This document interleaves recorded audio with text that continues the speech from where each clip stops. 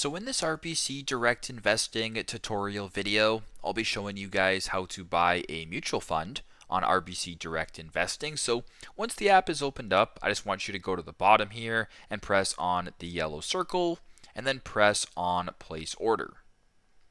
Once you're in this page, just go to the top and type in name or symbol. Now, if you guys want to search up a mutual fund, you can go ahead and search up a mutual fund here. But as you can tell, I have some actually, previously saved from other searches. So, for example, if I wanted to do this one, RBF 1006, I just go ahead and type that in. Or if I were to go ahead and type RBF in right here, you can see a whole bunch of different mutual funds. So let's go ahead here and select this one as an example.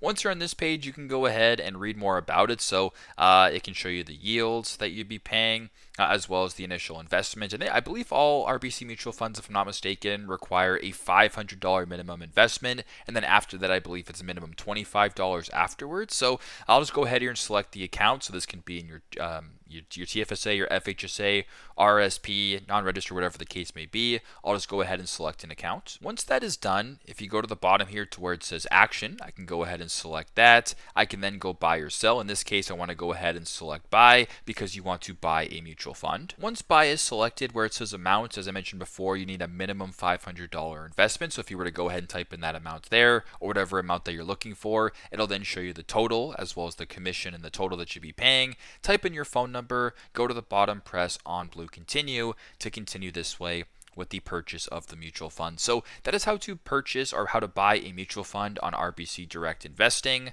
Thanks again for watching, and I hope this video helps.